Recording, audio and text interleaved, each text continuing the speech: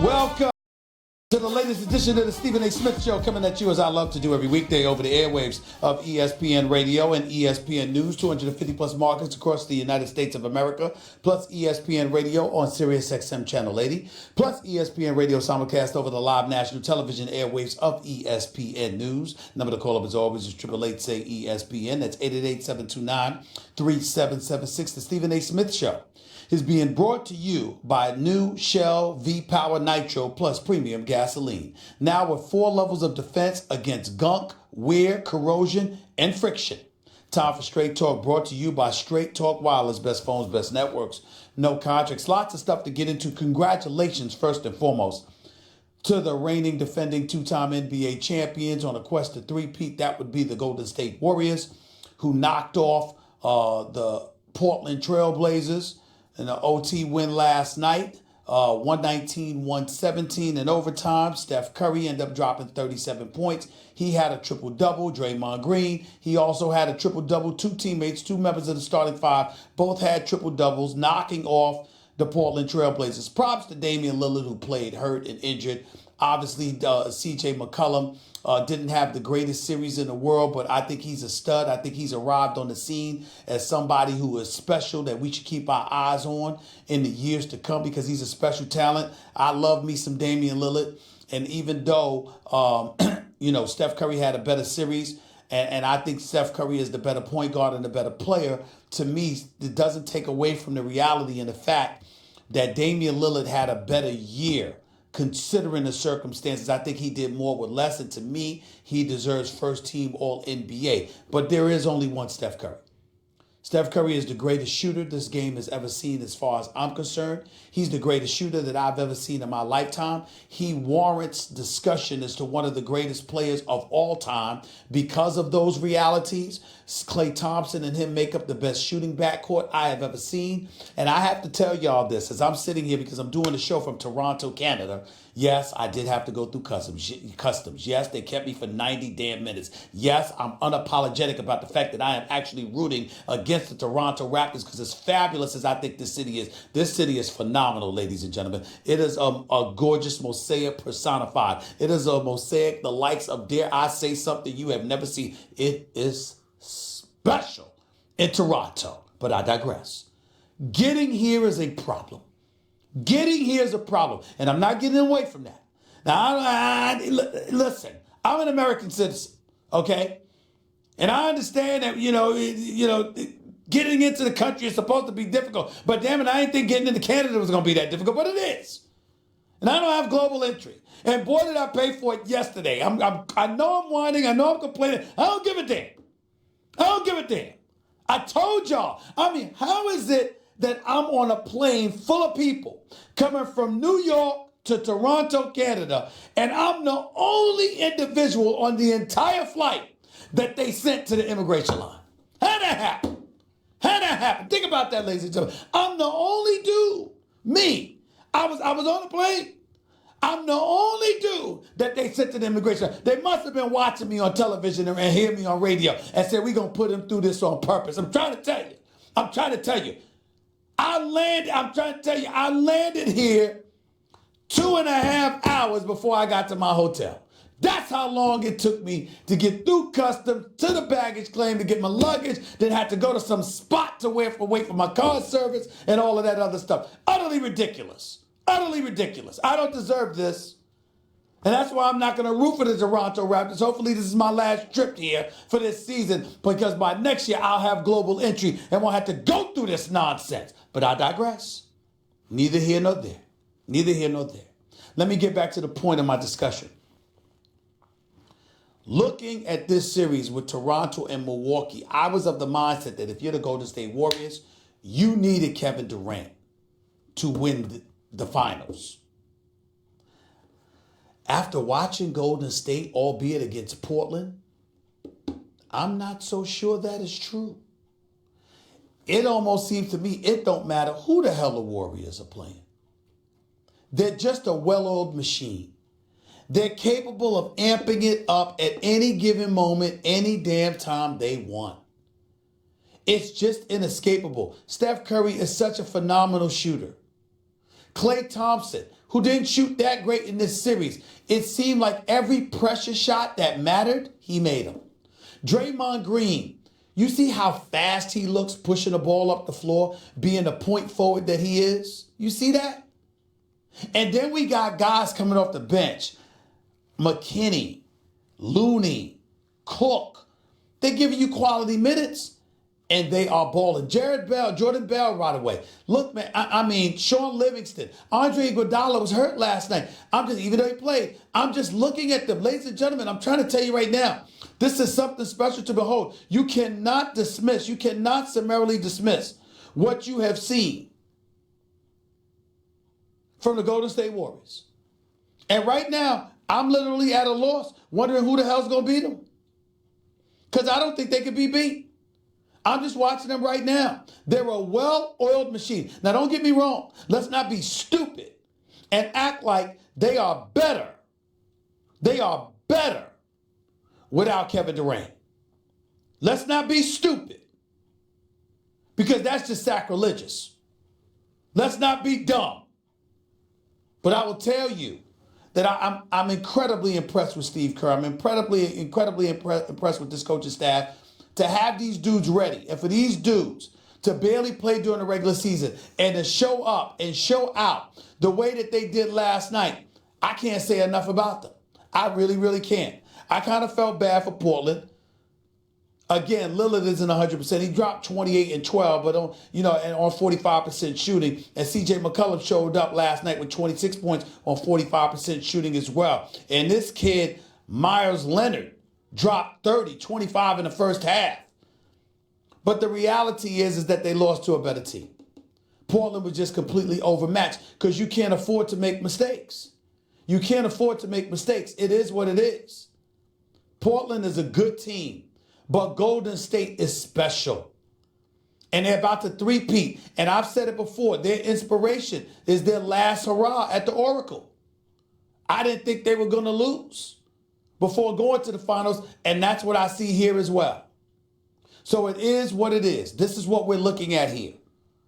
And right now, I really, really want to know how y'all feel. First of all, do you believe somebody can knock off the Golden State Warriors? I believe that team will be Milwaukee facing them in the finals.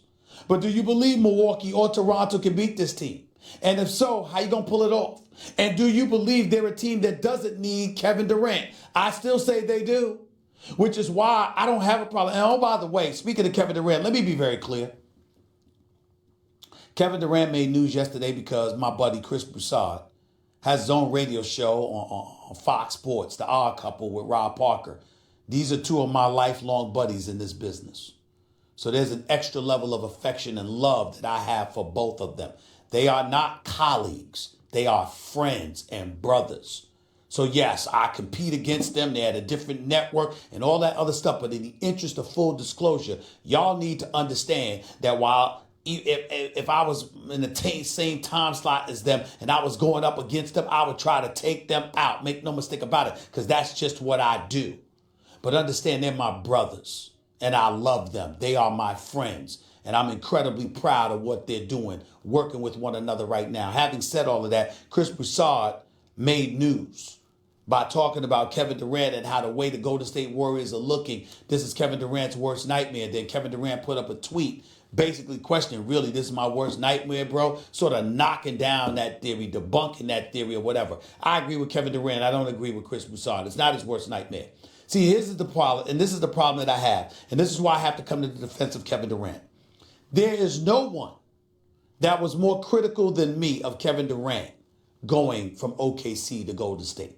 At the time, I called it the weakest move I'd ever seen by a superstar. And although I apologize on national television to his mama, because I love me some Mama Durant. She's a special lady. I love her, okay?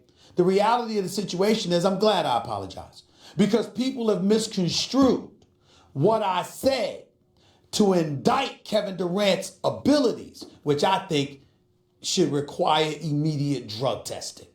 The fact of the matter is this: Kevin Durant, to me right now, is arguably the greatest player on the planet Earth. He's an unstoppable offensive force, plus he defends now. Hits clutch shots, scores in bunches, can drop 30 in his sleep. You know who he is. Y'all know who he is. You heard him say it. He's Kevin freaking Durant. Now, my problem is, as I explained to him when he and I ultimately talked about it, my problem was he's so great, he so dramatically shifted the balance of power in the NBA that it made it unfair to everybody else. And for a year, I had no interest in watching basketball for the first time in my life. Because there was no competition. Because I knew Cleveland or anybody else could not compete with him. That's why when LeBron won the Eastern Conference Finals in Boston, and he was asked by our very own Doris Burke a couple of years ago, Kevin Durant's first in Golden State, he talked about the battle coming up against Golden State. LeBron sat up there with the trophy in his hand, so I really don't want to think about that right now. I'm just in a good mood, and I don't want to even stress myself by thinking about that. He gave a damn concession speech on national television before the NBA Finals even started, which I thought was ridiculous. Figure out a way to go out there and go at it. But I also understood the reality of the situation. Kevin Durant is that great. He's that great that people walking around acting like, excuse me, you don't need Kevin Durant. Something wrong with you. Something wrong with you. Now, understand when you look at Golden State, you might see guys playing a little better together and all of this other stuff. There's more distribution of the basketball. Steph Curry can step up and be more aggressive with shot selection as opposed to being more judicious and diplomatic because he's got two other people to share with. Draymond Green doesn't have to sacrifice as much as his offensive game in order to facilitate things for the Kevin Durant and to a lesser degree the Boogie Cousins. I get all of that. But here's how I think everybody's looking at it backwards. Did it ever occur to everybody that Kevin Durant is so great? That's why you have to modify things. It's not like you have to modify things to make the team better. Kevin Durant is so phenomenal. Kevin Durant is so great. That's why modification is necessary. Because if he wasn't that great, then you bring him on board. All right, figure out a way to fit in with Steph and Clay. But no, Steph and Clay had to figure out how to get Kevin Durant fitted in. Kevin Durant didn't go to Golden State begging the Warriors to come. Iguodala and Draymond and Steph and Clay, they went to the Hamptons. They flew to the Hamptons to talk Kevin Durant into coming to Golden State. What y'all talking about here? That's what they did. What you doing that for? You know why? Because you had lost the championship to Cleveland, even though it was via a stimulus package given to Cleveland by Adam Silver in the NBA league office by suspending Draymond Green for that bogus kick after LeBron James shoved him to the floor. But that's neither here nor there. In the end, what it comes down to is Kevin Durant is so great, he's so phenomenal, that you felt compelled to make adjustments and modifications to appease him. You know why? Because it don't matter where Kevin Durant is. He always going to give you 27 a night. On 49% shooting or better. On 38% shooting from three or better. That's Kevin Durant. And let's not get that twisted. Now on a different subject that I wanted to broach. Because it's necessary. Earvin Magic Johnson, 5-time champion, one of the greatest NBA players we've ever seen in our lifetime. That Earvin Magic Johnson, also the former president of basketball operations for the Los Angeles Lakers, Magic Johnson showed up on my television show, First Take, which airs on ESPN every weekday morning from 10 a.m. to noon Eastern Time. 7 to 9 a.m. Pacific. Magic showed up on First Take, live in studio in New York yesterday. And although we expected him to be somewhat candid about the things that had transpired during his tenure as Lakers president, we certainly weren't expecting what he delivered. He could not have been more candid. He used the word backstab and betrayal when it came to Rob Pelinka. He talked about Jeannie Buss having too many people in her ear, too many people in her face, trying to influence decisions. Magic Johnson talked about the COO, Tim Harris of the Los Angeles Lakers, who's supposed to be on the business side, getting too involved on the basketball side. He talked about a lot of different things. And in the end, it gave the impression, the feeling that the Lakers were an organization in flux. They reeked of dysfunctionality. They're clearly not on the same pages all the time. Emotions are ruling the day instead of smart business decisions. And your general manager, who's now your de facto president of basketball operations, wanted the position all along and was backstabbing Magic Johnson to get it. Obviously, Rob Pelinka, the general manager for the Los Angeles Lakers, has an entirely different take. He believes his relationship with Magic Johnson was very good. He doesn't believe he backstabbed Magic in any way. He said that it's simply not true. Said that he and Magic have a good relationship, etc., etc. Couple of things to say about all of that. Number one, understand something. Magic will smile in your face. Magic will do business with you. Magic will not hold grudges. It does not mean he trusts you, nor does it mean he particularly likes you. So if Rob Pelinka didn't know that, he needs to know it now. That's point number one. Point number two, the biggest thing that's gnawing away at Magic Johnson is this notion that he was some part-time dude that never wanted to work. Magic Johnson asked a very, very interesting question. And most folks ain't going to say this. Well, I'm going to say it, damn it, because I feel like it. How do you become a Hall of Famer and a 5-time champion? And how do you go from that to becoming a very, very successful businessman? By being lazy? How does that happen? You see, that's a rhetorical question because it's BS. And the reality is that it's a level of BS that's perpetuated about black men far too often. Yeah, I'm going there.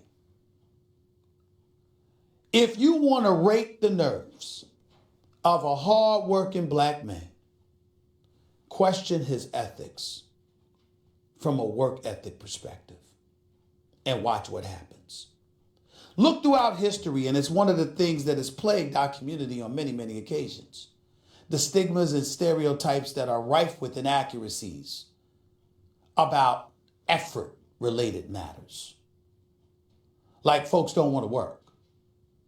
You want me to tell you who hates lazy black people more than anybody in the world? Black people who ain't lazy. Because we believe we are aware of the stereotypes and the stigmas that are out there. And when anybody comes along and gives credence to it, emanating from our community, they're ostracized. We have no patience for them. You think as white folks, as Latinos, and beyond that you don't have any patience for black people. Why don't you get around some black people that see some lazy black person and watch the level of patience that they have for that black person? It's zero. Because we understand that we're battling stigmas and stereotypes every single day. And when anybody from our community gives credence to that kind of argument, we believe it taints the many. And we instantly want to distance ourselves from you. We don't even want to recognize you as one of us. Because it's appalling to us. Just like this notion of folks with criminal behavior. You know who puts black people in jail more than anybody? Black people. Because we don't have any patience for it. But that story's never told. Remember the notion in America particularly? Even though I'm in Canada at this particular moment, I'm going to talk about America. Remember the notion in America, a jury of your peers? Who the hell you think put black people in jail? It's black people. So the level of tolerance that we have for stuff far exceeds or pales in comparison, rather, to your level of tolerance. So if you're Magic Johnson, why is this relevant? Because that's one of the things that grossly offends him. He signs a deal to become Lake president of basketball operations. He never needed his job. He was making more money doing stuff other than the Lakers' job. Jeanie Buss comes to him. He goes to Jeanie. He says, look, this is the role I'm going to play. You picked the GM already. You want Rob Pelinka as your GM.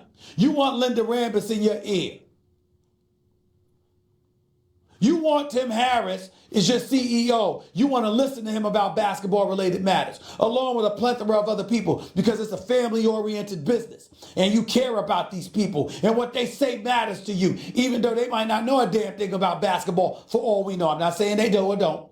I'm just saying hypothetically, they may not know anything about basketball, certainly compared to him.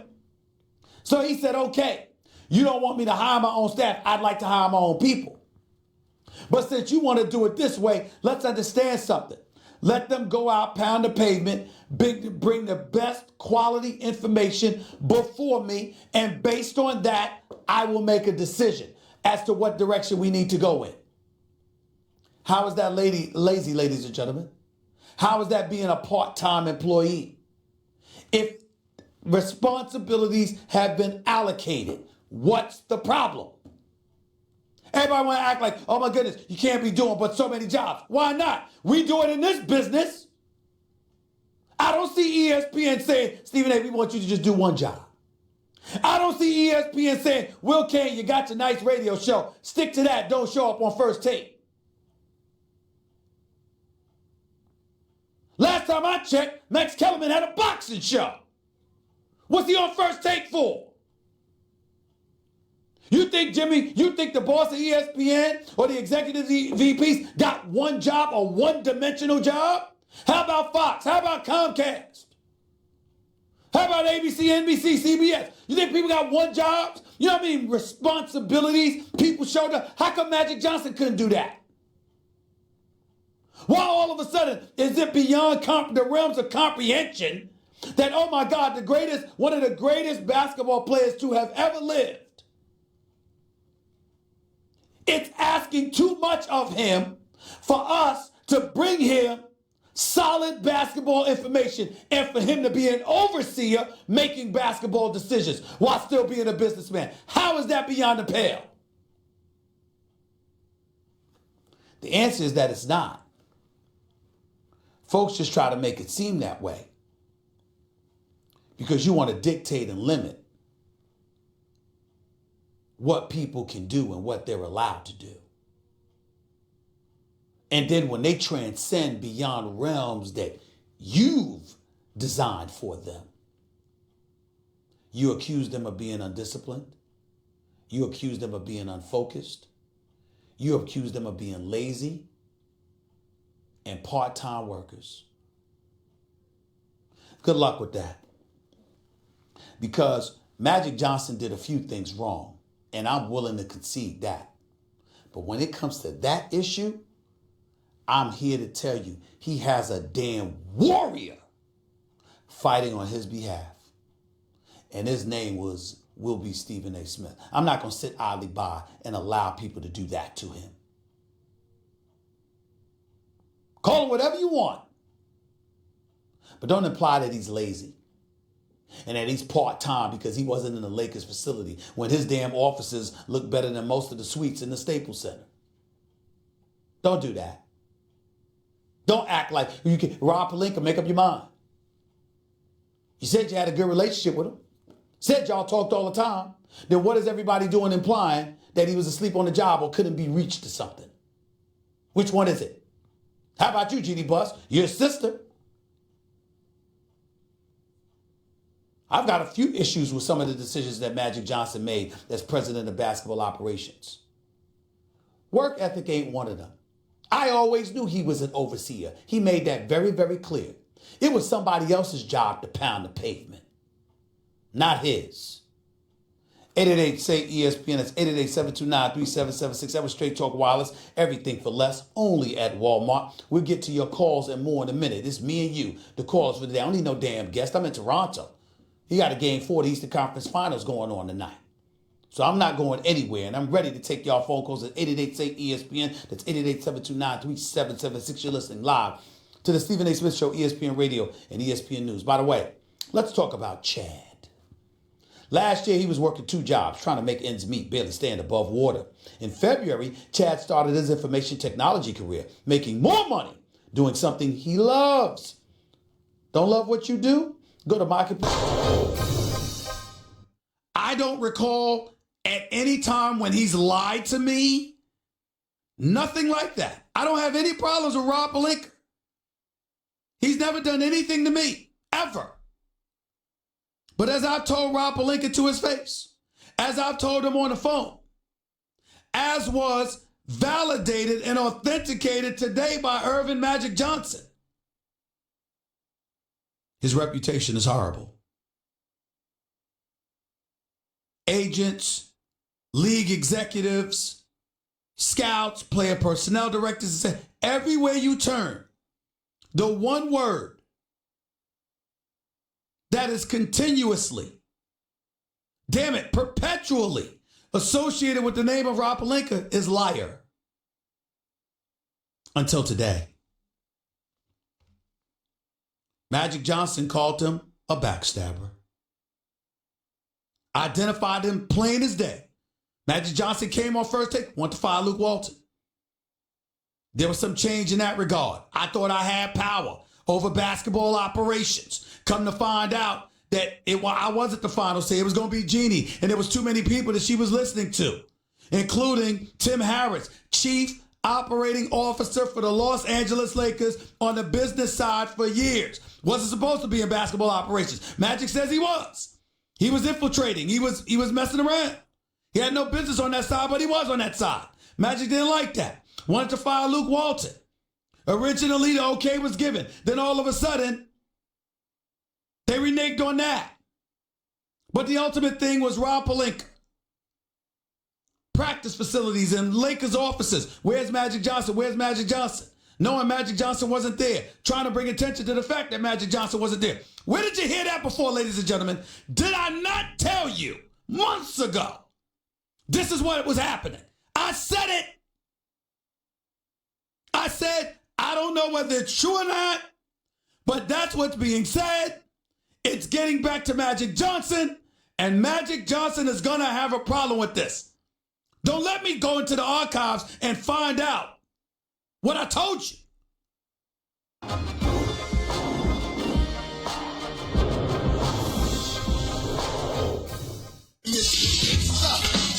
The Stephen A. Smith Show on ESPN Radio is presented by Progressive Insurance. Guests on the Stephen A. Smith Show appear via the Shell Pennzoil Performance Line, and you can always get in touch with the show through the 1-800-Flowers Twitter feed. No time to wax your car? 303 Touchless Sealant. It's a quicker, easier alternative to traditional vehicle waxing. Simply spray on and rinse off, offering twice the protection and shine of traditional wax. Available at O'Reilly Auto Parts or visit 303automotive.com. 888-SAY-ESPN. It's 888-729-3776. That is the number to call in to the Stephen A. Smith Show, ESPN Radio, ESPN News. Forgive me, or rather should I say to my listeners out there everywhere, indulge me for a second. Because I got some stuff that I want to get off my chest. Can't really do this on First Take because it's a debate show and all that other stuff. And, you know, Max is addicted to interrupting, and that's all right. That's my buddy. But this is my show. Obviously, it's a show that I share with Jonathan Winthrop and Nuno Texiera and Catherine Pastor, my producers extraordinaire. Bosses like Justin Craig and Marsha Keegan, the great Trog Keller. Bosses, phenomenal bosses in New York. Scott McCarthy over the LA station. Tim McCarthy over the New York station. You know, I love these people. Let me be very, very clear. I want to make sure that everybody understands they had no idea about what I'm about to say. These are my words and my words only. Nobody's responsible for the words that are about to come out of my mouth. But I just got to say something, because this whole Magic Johnson thing has me riled up from this perspective. I don't like the fact that Magic Johnson got rid of Brook Lopez, which he concedes was the wrong move. I don't think it was wise of him to get rid of Julius Randle. I don't think it was wise of him not to get more shooters up in there to surround LeBron James with. I just don't like that vision. I don't think it was wise for him to get rid of Zubac.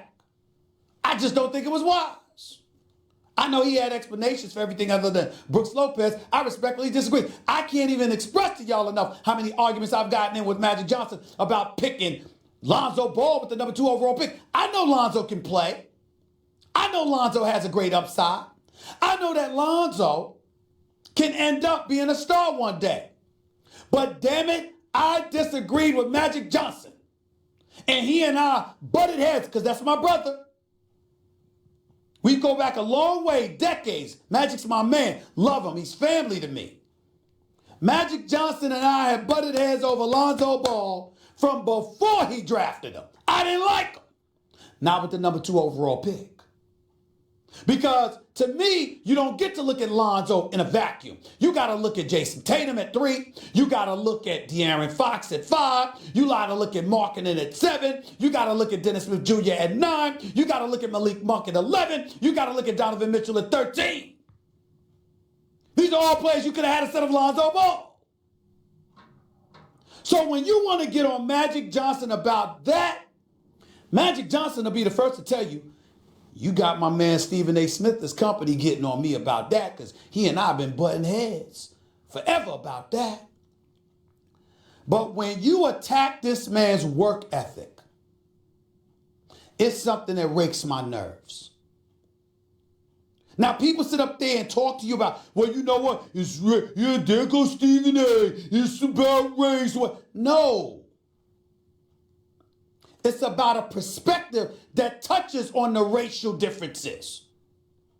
In other words, if you are white, you might look at it differently than black. It doesn't mean anybody's racist.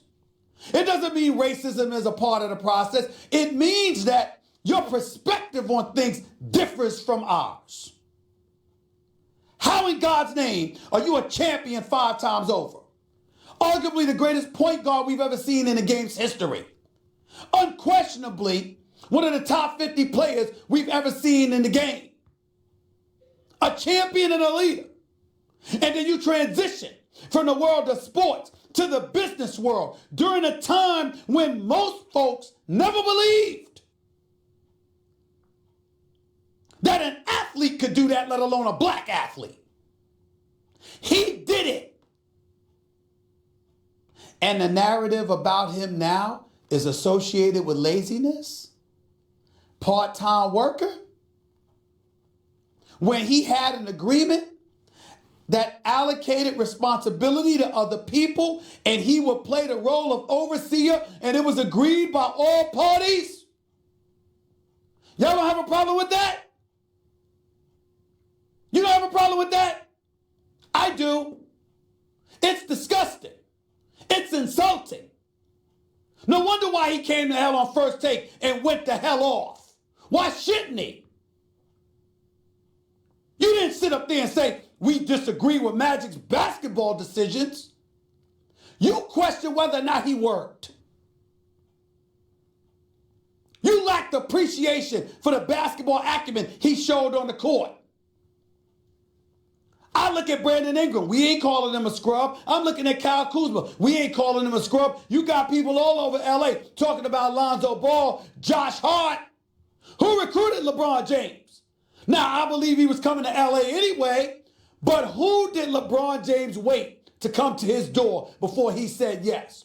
Who was the person that could get him on the phone? Who was the person that could sit in his home with him and his family? It wasn't Jim Buss. It wasn't Jeannie Buss. It wasn't Rob Pelinka. Hell, it wasn't even Kobe Bryant.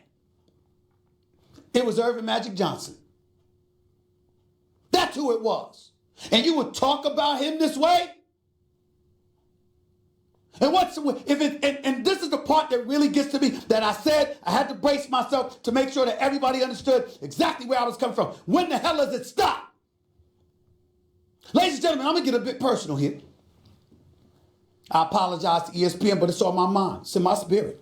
Let me tell y'all something. I want to thank all the listeners out there.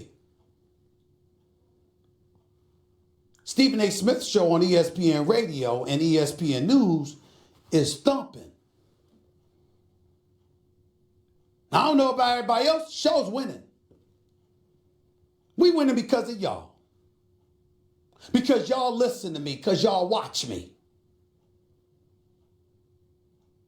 And all those people that I mentioned have given me nothing but great support. You think that support is universal? You think there ain't people within the company saying why he got his own radio show? You think there ain't people within the company talking about, man, he can use a foil, a partner on the air with him? You think there ain't people saying that? Why he got a nationally syndicated radio show? And that's just at this job. I ain't even bringing a point to the business. As hard as I work, as many jobs as I have. Ladies and gentlemen, there are 365 days in a year. Do your homework. I've never worked less than 345 a year. 345 days per year. Look it up. No one outworks me. No one. And I got numbers on television and radio. And you have people debating about what I deserve. I ask a simple question, as incendiary as it may be. If I were white, is that conversation taking place? Numbers, ratings, revenue, and work ethic. If I were white, are we having that discussion? If I were white, are we talking about what modifications need to take place? Or are we riding that wave? You see, what Magic Johnson is experiencing is something we all experience. And people will go out there and they'll sit up there, oh, here he goes again, here he goes again. Damn it, somebody's got to do it. Because we live in a society right now where two extremes are both misplaced. And I got news for you. One exists on the black side. Everything ain't about race. Sometimes it's just you. It ain't about the color of your skin. It ain't about your ethnicity. It ain't about your culture. It's about your ass. As black people. But then there's the other side. And the other side is the clear discrepancy in treatment that's accorded to some over others, even when they don't put in the work, the time, nor produce the same results. We sitting here talking about Magic Johnson when the Lakers became relevant again because LeBron arrived. Who the hell assisted in that happening? We got a problem with Magic? And why? Because of Jeannie, Buss, and Rob Pelinka, and Tim Harris? Really? Really?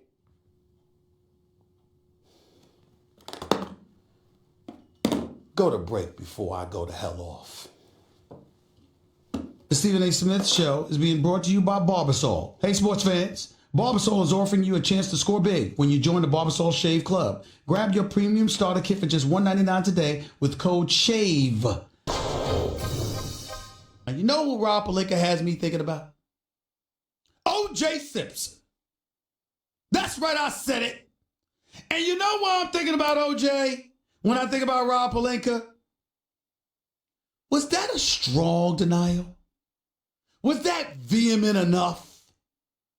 Was that a hell no, this is not true kind of denial? You know what I'm saying?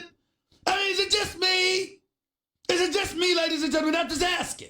Is it just me? You know what I'm saying? There's denials, and then there's, yo, hell no. No way, no. Those kind of things. This is not the court of law. This is not a legal issue. We understand why denials are not as vehement when you're dealing with the court of law because anything could be held against you. And so the best thing to do is shut the hell up. That's true. This ain't that. This is public relations 101. It's a court of public opinion, particularly as you're addressing Laker Nation. That's what this is. So Rob Pelinka is on the record. Let's make sure we're clear. He's denied this. He's denied that there's any truth to this. He talked about a wonderful working relationship with Magic Johnson. All is true. And oh, by the way, in fairness to to Rob Pelinka, I was told during the exit meeting that involved LeBron James, Rob Pelinka, Magic Johnson, Rich Paul, the Saturday before Magic Johnson's resignation, the last Saturday before the season ended, that Rob Pelinka and Magic Johnson looked absolutely fine.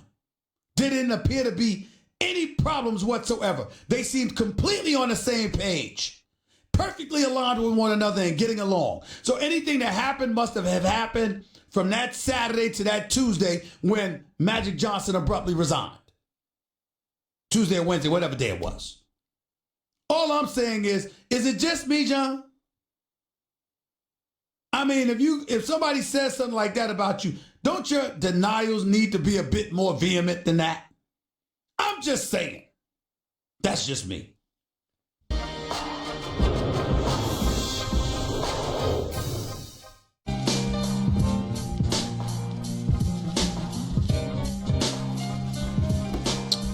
ESPN Radio is presented by Progressive Insurance. Quote, buy, and save on home insurance with Progressive's new Home Quote Explorer, only at Progressive.com. Also, people, I'm here to tell you about Zelle, a quick and easy way to send and receive money right from your banking app. Not sure what to get someone for their birthday, graduation, or housewarming? Send them money with Zelle, a truly one-size-fits-all present so they can buy whatever they want. The money goes directly into their bank account, typically within minutes if they are already enrolled with Zelle, so they don't have to wait long to spend it on a perfect gift for themselves. Look for Zelle in your banking app or get more info at ZellePay.com. Terms and conditions apply. Hour number 2 up next. I just had to get that off my chest because I see what Magic's going through, and it's crazy. Look, I got people in this business I've never spoken to, never had an issue with whatsoever. They walk by and don't even speak to me. I don't know why. Ratings, revenue, winning. Everybody's supposed to be down with that. But somehow, some way, you're judged differently at times. I wonder why that is. Magic Johnson, I feel your pain. Hour number 2 up next. I'm your host. The Stephen A. Smith Show starts right now.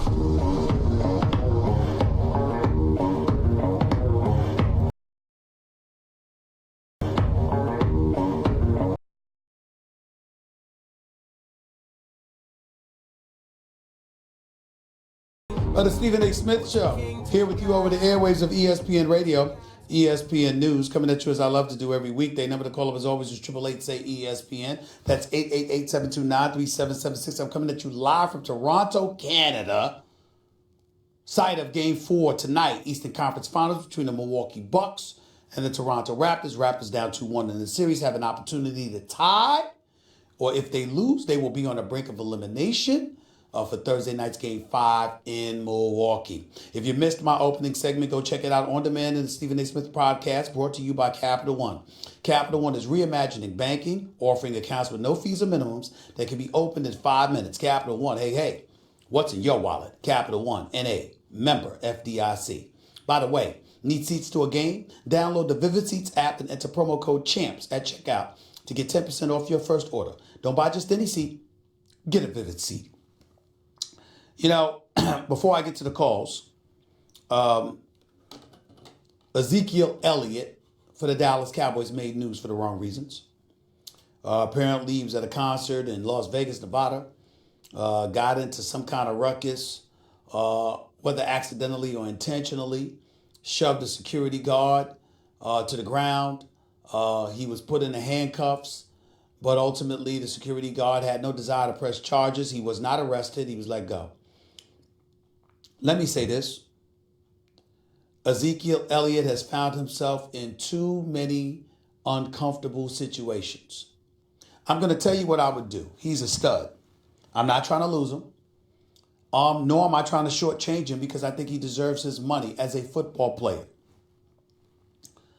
But particularly in this day and age, with so many people ending up on the commissioner's exempt list simply because, or getting suspended for a few games because of transgressions that have occurred off the field. If I'm Jerry Jones, my buddy.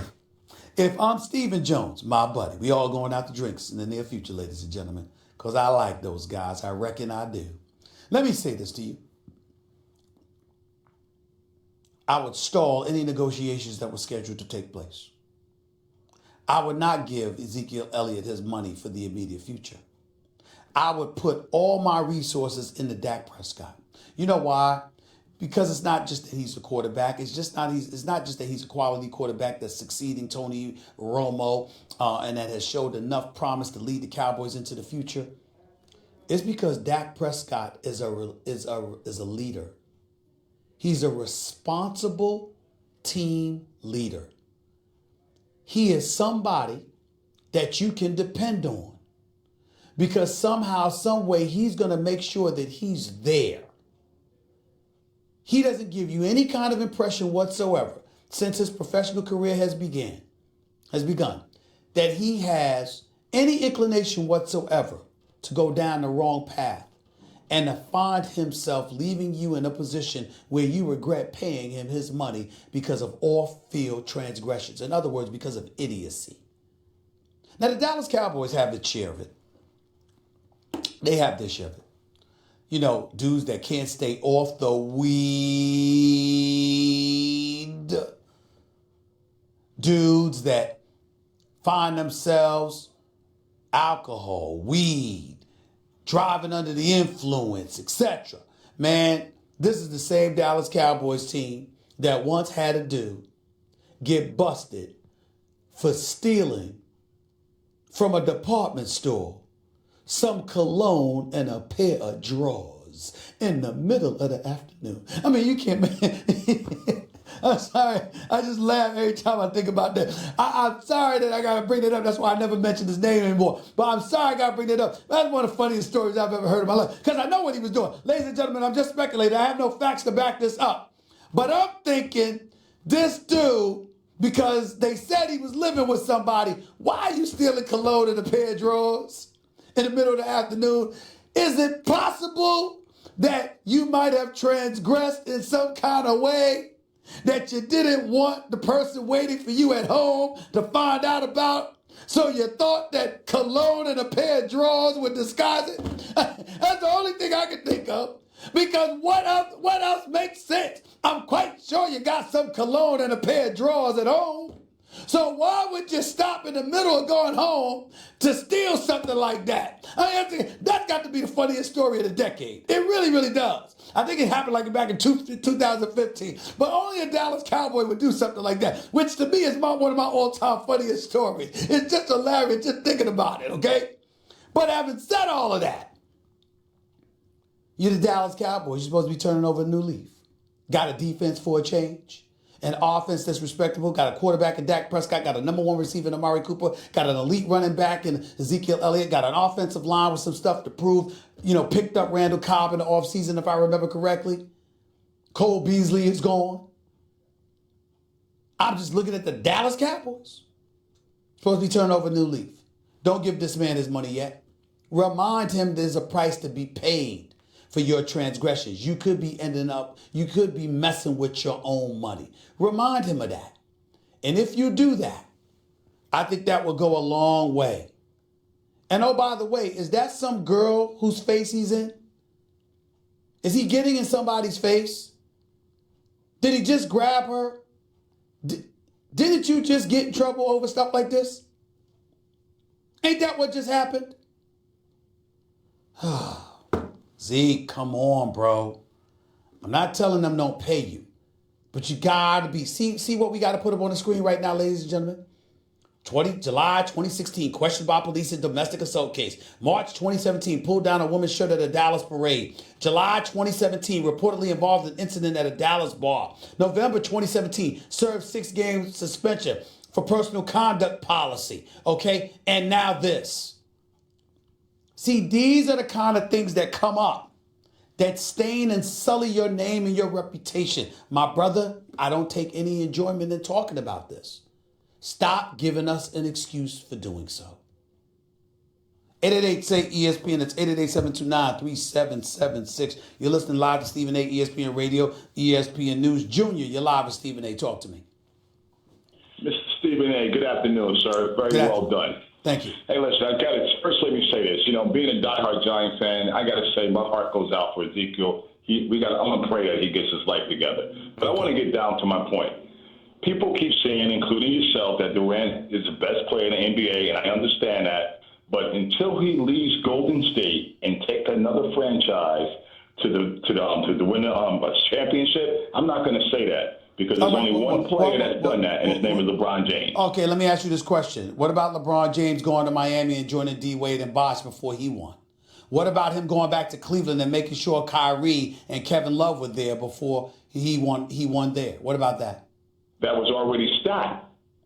What did you talk about was already stocked?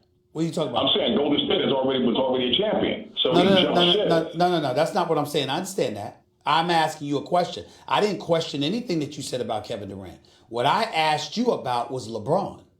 Because if you recall, yes, Miami had not won a championship. And I give you that, which is why I thought that KD's move to Golden State was worse than LeBron's to Miami.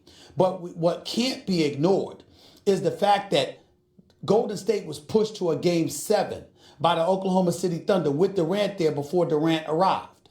In the case of LeBron James, there was nobody that was a threat in the East. When he joined D-Wade and Chris Bosh, who was a threat? A young Indiana Pacers squad? Everybody else was just like a damn statue compared to them. So you're very valid point, Stephen, but that's just why I'm saying that I give more respect to LeBron because he's the only team that take the team that go beat Golden State. Well, then you can't say you respect my position because what I brought into question brings into question LeBron's legitimacy if you want to question Kevin Durant's legitimacy. I understand one is worse than the other because to me, it wasn't that Kevin Durant joined a 73-win team. It's that he just left the team that went to a Game 7 of a conference finals and lost to that team. That's the team he joined. That's the issue that I had with Kevin Durant back then. But in the case of LeBron, even though Miami hadn't won, there was no competition in the Eastern Conference. There was none. Okay, very valid point, and I got to take that to consider. You're absolutely right. But I'll say this. Once he does win a championship outside of that Golden State uniform, okay, I'll give him the actual respect he does. Got it. Well, you can bring him, you can give him more respect or you can lack it. All I know is this. Kevin Durant averages 27 a night no matter who he's playing for. And that much I ain't going to ignore. I appreciate the call. Champ, you're live with Stephen A. Talk to me. I'm going to get on Magic first, but I have to say this. And I keep repeating this to everybody in the world. The Cleveland Cavaliers had the best record in basketball 2 years in a row, 09 and 010. He was back-to-back league MVP. At 25 years old, he joined a 47-35 Miami Heat team by a guy by the name of Dwayne Wade, who was already a Finals MVP, who was already a champion that same draft, and went the team up. And Bosh and Wade had gone to Miami, and you add LeBron. That is by far the weakest move in the history of sports. He was 25 years old, best team in basketball, and he quit it on his team and joined Miami. Now, all these guys that's LeBron fans, because of the fake run that he produced, Kevin Durant hijacked the fake run. And you know what? If Adam Silver wouldn't have chose to make that fake stimulus package, one can argue Durant probably goes to Houston, and we wouldn't even be having this conversation. Well, but you consider LeBron's move weaker than KD's? Oh, it's the worst ever. He was 25 years old and threw in the white towel. Stop right there. But Kevin Durant was like 26, 27 when he went to Golden State. Also, they were 73-9 without him. Plus, he had lost to the Western Conference Finals Game 7 after being up 3-1 and went to the team that beat him. So you're saying that LeBron's move, I'm not debating it. I'm just for clarification. You're saying that LeBron's move to Miami was even worse than KD's move. That's right. He opened the floodgates to take the weaker route to be a champion. And you know what? All I kept telling folks, Durant is going to hijack the fake run and do it better. And you know what? If Golden State wins, which I believe they won't lose another game this playoff, if they don't win with KD or without KD, it's an indictment on LeBron's career versus Kevin Durant. That's why all the people, the fake media who tried to make LeBron the next Michael Jordan, they trying to cast aspersions on Kevin Durant when we should be talking about pound for pound, the greatest player in the history of basketball is Stephen Curry, size for size, as one of the as top 10 player of all time. And nobody wants to talk about that. You know why? Because the media got it wrong. Because Adam Silver and the new media wanted to ride the coattail of LeBron like David Stern and Amara Starr did with Michael Jordan, and LeBron is the wrong guy. That's the facts. Okay. And that's what's really going on right now. Okay, but I guess what I'm saying is that when you talk about LeBron, and listen, I'm thinking about it. You're basically saying that Kevin Durant shouldn't be blamed because LeBron James instigated the moves by the Kevin Durant and others to go to a powerhouse team. There you go. You're saying he's the culprit because he's the one starting this. That's right. And Okay. guess what? Same thing make you laugh, make you cry. But let's get on a serious note, Stephen A. You made some comments in the last segment. I was listening to you. Being a black man in America is a second full-time job. I have white friends. I have friends from all over the world. But let me just say this. If you were white, you would probably be getting $30 to $40 million a year at your position. That's number one. Number two, Magic Johnson has been the mascot for the NBA for the last 40 years, especially the Los Angeles Lakers. He's been the face, the smile for all the activists and everything. He comes in with his bright smile. The minute they empower him as the president of basketball operations, he doesn't pick his own guy, and they bring other people in to tell him what to do. When Larry Bird got to Indiana, he walked Isaiah Thomas out the door. When Phil Jackson got to New York, he took a 50-win coach and Mike Woodson and walked them out the door. The bottom line is, in the United States of America, the black man has no power. He is just a flat-out puppet and has no say-so. In the minute he tries to step up to the plate as if he does, he gets embarrassed like Magic Johnson. That is the truth. Nobody wants to talk about that, and I understand that. But the bottom line is this. Magic Johnson is the Lakers mascot and was never the president. He was supposed to come in there to bring his smile so they can make them relevant again. But he was never going to be the head honcho for the Los Angeles Lakers. And that's what's going on that nobody want to write about. So what they want to do now is call him and say he's weak and he should have done it this way and done it that way. I beg to differ. The bottom line is if he was the president, he should have been allowed to fire Luke Walton. And Rob Pelinka should have never been a general manager. He should have put his own guy in place, and that didn't happen. And I'm glad he left. And I'm a diehard Lakers fan. But was that about Magic Johnson, champ, or is it about the Lakers from the perspective that, listen, Monty Williams was offered a 3-year deal. Ty Lue was offered a 3-year deal. Frank Vogel accepted a 3-year deal. So is it about what they did to Magic, or is it about the Laker culture that presently exists that no matter what, this is our brand, this is what we're going to do with it, come hell or high water, no matter who's here? Maybe this is why I'm on the phone and not on TV yet, but I'm going to say it. Name me one black man in America that's respected in terms of empower. And folks, look how they did President Obama. Let me tell you this. There's no coach, I've been telling you this, there's no coach or no president in sports that is black, is respected as a man of leadership. It doesn't exist. Doc Rivers? Until we still ain't. He got his former understudy as his boss, Lawrence Frank. Who you talking to? It's embarrassing. It's embarrassing. And nobody want to tell the truth about that. That's one thing I can always give LeBron James credit. The off the court, how he empowered Maverick and Rich Paul, I salute him to the moon. As a ball player, I think he's an all-time great. I don't think he's in the top 10 for me. But in terms of the off-the-court stuff, he's phenomenal. And we as a people better understand this for once and for all. We're supposed to stand tall for Magic Johnson and say what the Lakers have done to him is a flat-out embarrassment. And if I find out Kobe's behind all this, I would never root for him ever again in life. And I'm going to say this. No wonder why they call him the Black Mamba. Maybe he really is a snake. I don't know about all that. I got to wait and see about that one. I hear you, though. I appreciate the call, champ. Thank you so much. My man Champ right here on the Stephen A. Smith Show, ESPN Radio, ESPN News. Let's get back to it. Let's go to Chris. You're live with Stephen A. What's up, Chris? Hey, Stephen A., good talking to you again. right, Man, I actually agree with everything as far as what your friend Champ said about Magic, except for the puppet part. I wouldn't go that far. And as far as what he said about Kobe, I don't think Kobe would have anything to do with that. But anyway, Yeah. Stephen A., quick thing with what I said. Yeah, you do agree with that? I don't think Kobe has anything to do No, with no, what no. took place as far as Magic. I don't believe. I don't want to believe it. I don't believe it. But Right. like I said, I'm definitely gonna give Kobe the benefit of the doubt on that. But I will say this: Rob Pelinka's relevance comes from Kobe. If Rob Pelinka wasn't attached at the hip to Kobe, he wouldn't be in this position. So knowing that, if there is any truth to what Magic Johnson has said, and we have no reason to believe otherwise, how was Rob Pelinka not checked by Kobe if indeed that were the case? I don't know the answer to these questions, and I'm certainly not indicting Rob Pelinka. Magic Johnson did that all by himself. But nevertheless, it is a question that needs to be asked because there's too much nonsense that's going on with the Lakers, and it can't be ignored. All right, absolutely, 1,000% agree with you.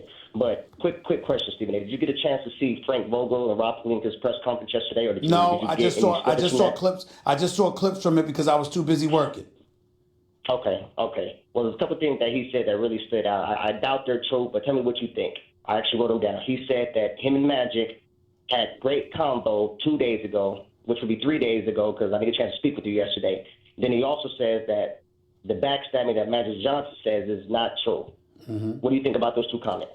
Well, first of all, I think that when you're talking about Magic Johnson is the kind of person that you could be his enemy. He'll still smile in your face and shake your hand. Now, he ain't going to go out his way to do anything for you, but he ain't going to go, but in the same breath, he's not going to treat you like a pariah either. Magic Johnson's a businessman, and he's 10 steps ahead of a lot of people, and his mentality is that business is business. I can say what I feel about Rob Pelinka, but why should I give them a heads up about what I'm going to say when I go on national television? The hell with them. Did they give me a heads up when they were talking behind my back? That's how he thinks. That I can tell you. Right, and I feel bad for my Lakers, Stephen A., but unfortunately, I think it's the world we live in. It's just corporate American society. People will try to bring you down to help elevate themselves, and that's why I agree with everything the man said. So what are your thoughts? What do you believe happened with Magic and the Lakers? As far as the entire dynamic of what took place last season? Yeah, what he said. You saw him on First Take yesterday. What he said. What are your thoughts? I agree with pretty much everything Chance said. Like, he wasn't able to fire Luke Walton when he wanted to. He never wanted Rob Pelinka to come on board. He was kind of thrusted into that. And then people talking behind his back and them Rob Pelinka saying the whole about Magic's not here when he sat down with Jeanie, if I remember correctly what he said yesterday, I'm paraphrasing, but he said that he sat down with Jeanie and let Jeanie know he had other obligations. So Jeanie knew that, and Rob still made it a point to put that out there on the surface. And now Magic is going around basically saying that, well, you knew about this, Jeanie, but why are you still allowing other guys? And there's some guy named Tim Harris, who I don't think anybody in Laker Nation even knows who that is, Stephen A. Gotcha. Has been able to sit at the table, and now it's like I said, too many hands on deck, and our Lakers are going the wrong direction. And it's just unfortunate, Stephen A., because we're talking about an iconic figure for the Lakers, no longer part of our tradition. And now we expect free agents to come here? Yeah, right. All right. Appreciate the call, man. Thank you so much. Coach Q, you're live with Stephen A. What's up, Coach? What up, baby? Hey, listen, Stephen A., we got a connection. I'm from Far Rockaway, Queens, and Winston-Salem. So, you know, it's all good, baby. Winston-Salem in the house. Bro? No doubt. I got a couple points that I want to make. First and foremost, it's only two sports analysts on the radio right now that got it right. That's Colin Cowherd and Chris Broussard. These are the only people that I've been hearing religiously talk about Steph Curry and the Warriors still being champions. I don't understand how we give all these accolades to all of these people that haven't won a championship, haven't gotten their team past the finals. Now we got the Bucks coming up, or maybe we got the Raptors coming up. And people are talking about Giannis being possibly one of the greatest players.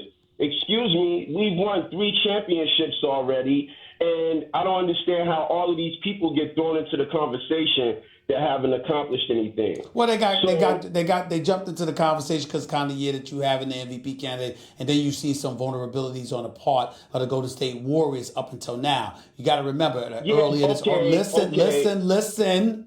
First of all, earlier this season, Draymond Green was not healthy. Then Boogie Cousins was out before coming back in January. And then he went down again. And then Kevin Durant went down again. And you hadn't seen their bench and how it was utilized or what anybody could do. Plus you saw Golden State at times tired. So it really wasn't about ability. It wasn't about youth. It wasn't about pressure per se that Milwaukee could provide or whatever. It was really the combination of that and people wondering, when would the Golden State Warriors get tired? Because you can ride your 5 but so long. But what we have learned is that Draymond Green losing the 23 pounds, disciplining himself to go on that strict diet, being in phenomenal shape, that's played the role. We see Steph Curry and Klay Thompson, you know what they bring to the table. Then you see McKinney and Looney and Cooks and Jerebko and Bogut all coming off the bench. And Steve Kerr's willingness to go like 10 deep. And all of a sudden you're like, damn, I didn't see that. And that is what I think has given most folks a wake-up call about Golden State. Because you never saw it before because the bodies were there in terms of the stars who was stealing up a chunk of the playing time. And that's why you didn't see it. Okay, so I get your point right there. And then this is what I want to say about KD, okay? KD can be a warrior if he's willing to stop being a sucker. At the end of the day, KD has not lost with us yet. He's not all the way in on us. And reports are saying that KD has been talking to other superstars about joining him at another team while he's still playing with the Warriors. That's disrespectful. And so when we talk about was it disrespectful when LeBron did it? Was it disrespectful when LeBron did it? Listen, you talking to somebody was that's not a disrespect? We on the national airways, brother. I ain't got all time. I ain't got all day for you. Answer the question. Was it disrespectful when LeBron did it? Yes. Okay. It's absolutely disrespectful. Okay, go ahead. Okay, no problem. Real quick, last one. My thing is this. Now you're dealing with champions, and you on a team with all of these great players, and they have to hear about you talking to other people while you're in the middle of a playoff run. So so this is like dating a woman. If it's true, Coach, looking for other men. If it's true, Coach, we don't know if it's true with KD. And I got to go. I appreciate the call. Thank you. We don't know if it's true. We don't know if it's true. From the people that I've spoken to, you can't talk to KD about what he's going to do this summer. He refuses to entertain those conversations. Friends of his, he's walked away from when they've tried to bring it up. So I find it very difficult to believe that Kevin Durant is sitting there during a championship run and talking about this stuff. Let's give the brother the benefit of the doubt, man. Let's not accuse him of that. We don't know that. 888-SAY-ESPN. It's 888-729-3776. By the way, the NBA playoffs are on ESPN Radio, presented by Indeed. Tune in tonight for Game 4 of the Eastern Conference Finals as Kawhi and the Raptors host Giannis and the Bucks. Coverage begins at 7:30 p.m. Eastern on most ESPN radio stations. Also, when you're hiring, you don't want to waste time sorting through dozens of irrelevant resumes. You want an efficient way to get to a short list of qualified candidates. That's why you need Indeed.com. Post a job in minutes, set up screening questions based on your job requirements, then zero in on qualified candidates using an intuitive online dashboard. Discover why 3 million businesses use Indeed for hiring. Post a job today at Indeed.com/hire. Search for greatness. Search Indeed.